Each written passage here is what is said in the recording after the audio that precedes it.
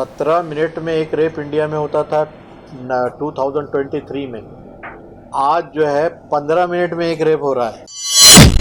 जो इख्तियार अल्लाह ताला की तरफ से मिला है सही और गलत को इख्तियार करने का, उन्होंने गलत रास्ते को चुना है, इसलिए उनको इंसानी कैटेगरी में तो तस्लीम करना ही नहीं चाहिए। उन लोगों पर पुलिस सोमोटो तौर पर FIR काटे और उनको पकड़कर जेलों के अंदर डाले। जिन 3 लड़कों को आज अरेस्ट किया गया है, जो हादसा हुआ कल्याण आते हुए बुजुर्ग के साथ में, वो बच्चे तीनों जा रहे थे पुलिस भर्ती के एग्ज़ाम में। आज वो बच्चे चले गए हैं जेल में। अभी उनका मुस्तकबिल क्या? ये जो अनारकी फैली हुई है ये और बढ़ेगी। तो हमारी तो डिमांड ये है, हम ये कैंपेन के ज़रिए से पूरे हिंदुस्तान भर के तमाम लोगों के पास पहुंच रहे हैं और इस बात की ये मैसेज देने के लिए, ये बात समझाने के लिए सुप्रीम कोर्ट से जो बुलडोजर के ताल्लुक से जो फैसला आया है, बहुत ही बेहतरीन फैसला है, क्योंकि उसके बाद में यूपी का एक स्टेटमेंट आया है कि बुलडोजर चलाने के लिए दिमाग और दिल की जरूरत है। बुलडोजर पे हर एक व्यक्ति के हाथ नहीं फिट हो सकते, इसके लिए दिल और दिमाग दोनों चाहिए। दिल और दिमाग दोनों चाहिए। आप देख रहे हैं आमना सामना मीडिया। वीडियो को शेयर कीजिए, चैनल को सब्सक्राइब नहीं किया है आपने तो सब्सक्राइब जरूर कर दीजिए। बिस्मिल्लाहिर्रहमानिर्रहीम।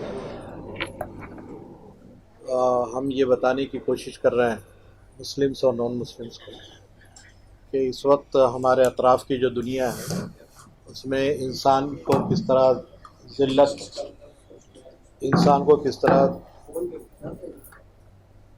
ज़लील किया जा रहा है, और जबकि उसके पैदा करने वाले ने उसको एक रिस्पेक्ट के साथ पैदा किया था। और कुरान की मैंने आयतें तिलावत की, उसका जो रिस्पेक्ट है, उसका जो मनसब है, उसकी डिग्निटी जो है इंसान की, वो क्या है, उसको आम करने की ज़रूरत हम महसूस करते हैं। और समाज के अंदर इंसानों में भी वो तबके जिन पर ज़्यादा जुल्म है या ज़्यादा जुल्म किया जा रहा है, बिलखुसूस जिनको ज़ात पात के नाम पर, ऊंच नीच के नाम पर, भेदभाव के नाम पर, लेडीज़ के मामले में जो रवैया अख्तियार किया जा रहा है, और जो ये समझा जाता है कि ख़वातीन के जो हक़ हैं वो बिल्कुल मर्दों के बराबर नहीं है, वो जो समझा जाता है, और उनको जिस तरह से, हालांकि उनकी फ़ील्ड अलग हो सकती है लेकिन हक़ किसी का कम नहीं, बराबर ना है। उनके ऊपर जो ज़्यादती है, स्पेशली सेक्सुअल असॉल्ट जो हो रहे हैं, और एक झड़ी है। अब अखबारात पढ़िए तो पता चलता है कि कोई दिन ऐसा नहीं है कि कुछ ना कुछ खबरें इसके अंदर हैं।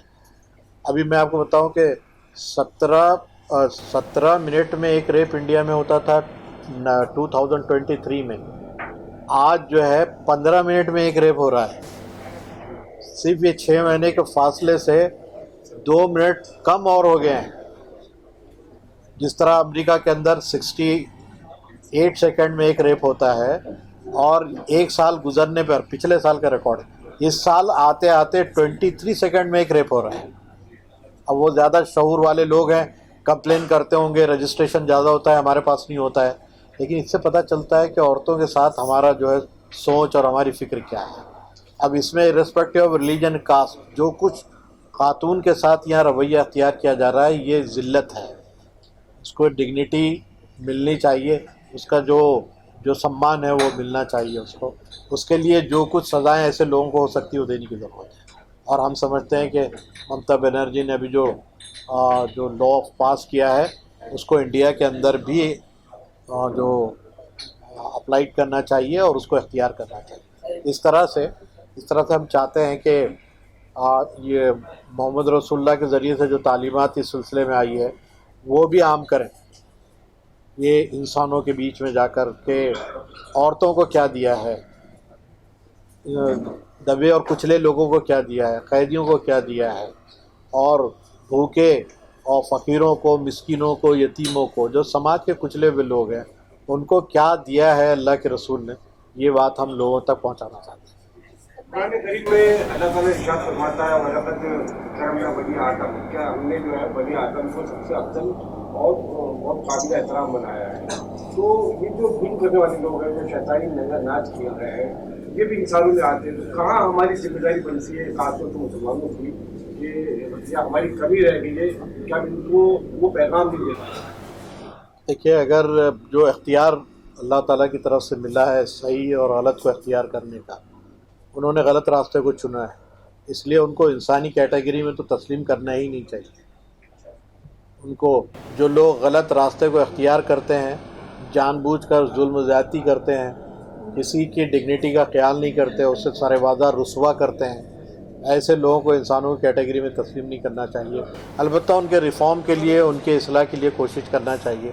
जो तरीक़े बताए गए हैं वो तरीक़े पे उनको समझाने की ज़रूरत है, और वो अगर समझ में नहीं आता तो ऐसे मापदंड इख्तियार करने की ज़रूरत है जिससे उनको ऐसी सज़ाएँ मिल सके कि वो उसको देखकर दूसरे लोग जो है ठीक ठाक हो जाए। तो क्या ये जो बैठे हुए लोग हैं, आपकी जो तहरीक शुरू हुई है, क्यों लोगों तक भी जाएगी कि जो इस्लाम को नहीं समझ पा रहे हैं या इंसानियत को नहीं समझ पा रहे हैं? बिल्कुल, मैंने कहा कि ये पूरा महीना है, आधा महीना हमने मुसलमानों के बीच में जाने के लिए और आधा महीना उन लोगों के बीच में जाने के लिए जिस चीज़ को नहीं समझ पा रहे हैं या उन्होंने कुछ गलत समझा है, ऐसे लोगों तक हम पहुंचने की कोशिश करें। सरकार से भी आगे पूछना चाहिए कि उनके बीजेपी का एमएलए ये कहता है कि हम मुसलमानों को मस्जिदों में घुस के मारेंगे, कि सरकार से भी आप बात करना चाहेंगे, निज़ाम से बात करेंगे इस मुहिम के दौरान?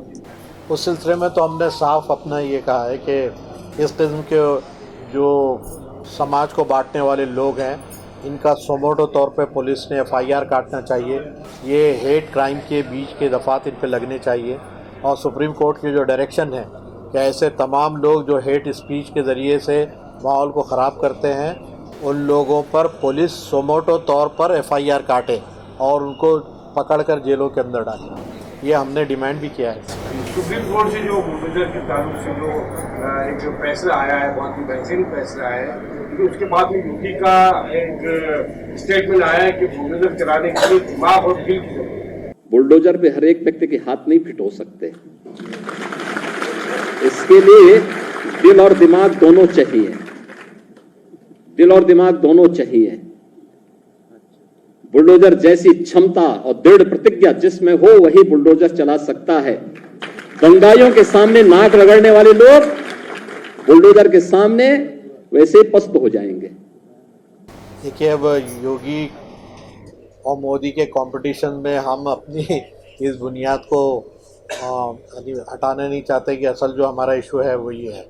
ये लोग जो है, ये ड्रामेबाज लोग हैं, ये चेहरे देखकर, हालात देखकर अपनी पॉलिसीज़ बदलते हैं, ये रुख देखकर बात करने वाले लोग हैं। इस पर हम कोई कमेंट करना नहीं चाहते। मौजूदा हालात में जिस तरह से इंसानियत जवाल पसीर है, तो आपकी हमारी जिम्मेदारी क्या बनती है, वैसे इस्लामी इसके लिए क्या करेगा? देखिए, मुल्क के जो हालात हैं सबके सामने हैं और बहैसियत इंसान जो हमारी जिम्मेदारियां हैं वो अभी आपने इस कॉन्फ्रेंस में ज़िया साहब के ज़रिए सुना है। और हमारी कोशिश इसमें यह है कि हम कम से कम इंसान को इंसान की असल हैसियत बताएं कि असल में इंसान है क्या और उसके करने के काम क्या हैं। आज क्या हो रहा है कि एक इंसान दूसरे इंसान को तकलीफ़ पहुंचाता है, उसके नतीजे में उसका कैरियर बर्बाद होता है। जिन 3 लड़कों को आज अरेस्ट किया गया है, जो हादसा हुआ कल्याण आते हुए बुज़ुर्ग के साथ में, वो बच्चे तीनों जा रहे थे पुलिस भर्ती के एग्ज़ाम में। आज वो बच्चे चले गए हैं जेल में। अभी उनका मुस्तकबिल क्या, उनके फ्यूचर की फिक्र कौन करेगा, उनके फ्यूचर की जिम्मेदारी किसकी? उनका तो कैरियर चौपट हो गया। जो इंडियन लॉ है उसमें तो ये है कि जो इस तरह के इंसिडेंट होंगे उसमें कोई अगर किसी पे FIR कटती है तो वो दोबारा किसी भी सिविल सर्विस में नहीं आ सकता है। अब उन बच्चों के फ्यूचर की जिम्मेदारी क्या? आगे जाके ये बच्चे कोई बड़ा हादसा करेंगे। अभी दोनों ट्रेन में एक छोटा सा हादसा हुआ, उनसे एक छोटा सा गुनाह हुआ है, ठीक है। और जब इनको ये नौकरियां नहीं मिलेंगी, पुलिस में इनको नौकरी नहीं मिलेगी और फ्रस्ट्रेशन बढ़ेगा, क्या होगा उसके बाद? ये जो अनार्की फैली हुई है ये और बढ़ेगी। तो हमारी तो डिमांड ये है हुकूमत से भी और जो दूसरे अदारे काम कर रहे हैं भारत में उनसे भी कि कम से कम वो इन चीज़ों पे लगाम लगाए, इस पर कानून सख्त बनाए, इंसान को इंसान की हैसियत बताए कि तुम असल में इंसान हो। इंसान को जानवर बनने का जो है वो नहीं बनना चाहिए हमारी समझ में। ये हमारा पैगाम है पूरी इंसानियत के लिए भी। और भारत में जो नौजवान सड़क पे रातों में, दिन के उजालों में इस तरह के गुनाह में शामिल हो रहे हैं, उनसे भी हमारी ये दरख्वास्त है कि वो समझें ये जो वो कुछ भी कर रहे हैं उसका फ़ायदा उनको कभी नहीं पहुंचेगा। आप दरख्वास्त किन लोगों से करेंगे जो सत्ता में बैठे हैं, चाहे यूपी हो, मोदी हो या इस तरह की जहनीत के हिंदुवाद के लोग हो, दहशतगर्दी को फ़रोग दे रहे हैं और ये जहन साजी कर रहे हैं, तो वो कहाँ इस पर काम करेंगे? हम किससे सवाल करेंगे? किसको आप समझाने जाएंगे? नहीं देखिए, वो तो खुद काबिज है, ये तो और वो पूरे हिंदुस्तान में इस तरह का माहौल पैदा कर रहे हैं। हम ये हालात दरख्वास्त कैसे सुधरेंगे? हमारी दरख्वास्त उन लोगों से हैं जो इसमें इनके बहकावे में आके इसमें शामिल हो रहे हैं। हमारी डिमांड इनसे है जो इस तरह की बातें, इस तरह के मैसेज, इस तरह के स्पीचेस, इस तरह की तकरीर करके लोगों को, इनके जहनों को ख़राब कर रहे हैं। इनसे हमारी दरख्वास्त नहीं है, दरख्वास्त तो हमारी उन नौजवानों से है जो गौ रक्षक बन के लोगों की लिंचिंग कर रहे हैं। उसका फ़ायदा उनको क्या होने वाला है? उनके माता पिता से, उनके माता पिता देखें, आज वो बेचारे खून के आंसू रो रहे हैं, उनके बच्चे जेलों में चले गए, तो उसका नुकसान किसको होने वाला है? एक फ़र्द जेल में जाता है तो पूरा ख़ानदान परेशान होता है। तो ये जो बातें, जो हिंदुस्तान के हालात हैं, उन माता पिताओं को समझना चाहिए कि हमारी औलादें कहाँ किस तरफ जा रही है। बिल्कुल बिल्कुल और सही एक तबका जो है उनकी सहन साझी करके इस तरह से उनको आतंकवादी बनाने जा रहा है। बिल्कुल, उनको इस बात पे इनिशिएटिव लेना चाहिए। हमारी यही वहदत की इस कैंपेन के ज़रिए हम इंसानियत को यही पैगाम देना चाहते हैं कि इंसान अपने असल इंसानी वजूद को पहचाने। जिया भाई ने भी आपसे तमाम चीज़ें रखी है। हम ये कैंपेन के ज़रिए से पूरे हिंदुस्तान भर के तमाम लोगों के पास पहुंच रहे हैं और इस बात की ये मैसेज देने के लिए, ये बात समझाने के लिए कि इंसान का असल दर्जा क्या है। अल्लाह ताला जो उनका खालिक और उनका मालिक है, वो उसको क्या हैसियत में देखता है, उसको क्या हैसियत उसने दिया है। उस हैसियत को जो आज इंसान भूल गया है, उस हैसियत को उसको पहचानना है, उसको याद दिलाना है। उसको हम नबी करीम सल्लल्लाहु अलैहि वसल्लम की ज़िंदगी के ज़रिए से हम ये मैसेज जो है लोगों में आम करेंगे इंशाअल्लाह। और हम इस मामले में मुल्क के हर लेवल के लोगों के पास हम जाने वाले हैं, प्रोफेशनल से लेके डॉक्टर्स से लेके लोगों तक के, उलमाए कराम तक, सब के पास हम ये मैसेज लेके इंशाअल्लाह जाएंगे। हमारे नॉन मुस्लिम ब्रदर्स के पास भी हम जाएंगे, उनको भी बताएंगे कि उनका रब ने जो है उनके लिए क्या दर्जा रखा था और अब वो कहाँ पहुँच गए। तो ये मुहिम दरअसल इसीलिए की जा रही है ताकि एक अवेयरनेस क्रिएट किया जाए।